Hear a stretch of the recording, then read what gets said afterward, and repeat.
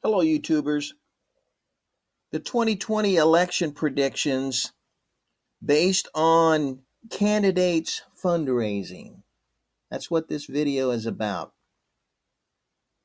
And this article is from the site 538, and it gives us a first quarter of 2019 fundraising report on all of the presidential candidates. And candidates must file reports about their fundraising, and so that's why we get this information and why it's so informative and insightful. The leader, according to this article, for the Democrats is Senator Bernie Sanders. In the first quarter, raised $20.7 million, and that's more, 4.2 million more than Senator Elizabeth Warren, also known as Pocahontas. She had $16.4 million. And the thing is that this article reports, and certainly you're not going to hear this on mainstream media because they don't want you to hear anything that's pro-Trump. But you take Bernie Sanders' fundraising and Elizabeth Warren's and put them together, and Donald Trump outraised both of them with $30 million in the first quarter. And you can, kind of just look down. Kamala Harris is in third. Kirsten Gillibrand, I was surprised she was that high. Beto ORourke, he's kind of trailing back there. And then the rest of these also rans.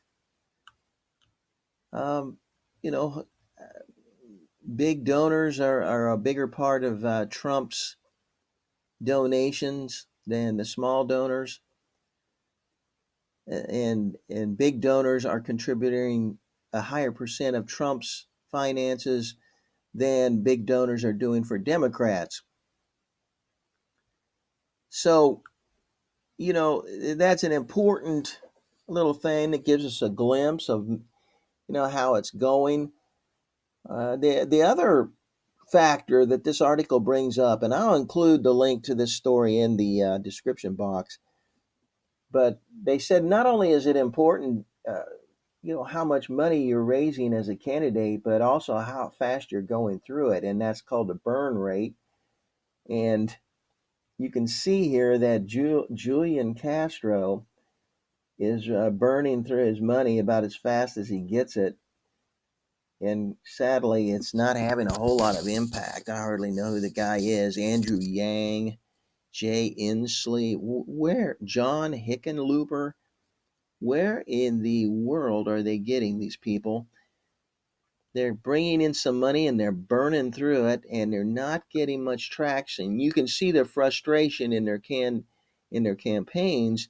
They aren't getting a lot of traction, and it's probably why somebody like Julian Castro is just throwing the money at the wall to see whether this is going to get him anywhere.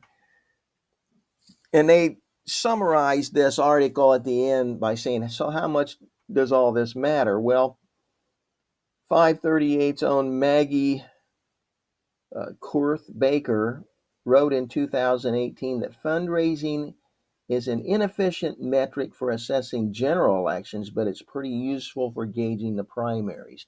In other words, the fundraising, how it's going right now for these Democratic candidates, gives us some real insight as to how the nomination could go. But these numbers usually don't have a lot to do with general elections. And a good example would be Hillary, who raised like $1.2 billion, greatly had way more money than Trump and still got smoked, lost 3 out of 4 counties in this country. So it's not a real good indicator for general elections, but it is a good indicator for the primaries or the nominations. So Bernie right now is probably in a good shape, and you may well be looking at a Bernie candidacy. The trouble is the Democrats absolutely don't want him in there, and they're doing everything they can to subvert his candidacy. And certainly they cheated him out of the 2016 nomination. Anybody can see that. Anybody should be able to admit that. The crooked Democratic National Convention in the hip pocket of Hillary Clinton just robbed that man. Well, that's what I've got. I'll include the link in the description box, and I thank you for watching my video. These are articles and stories that are not going to be found in the mainstream media. So thanks for watching. I hope you'll subscribe and like. Thank you.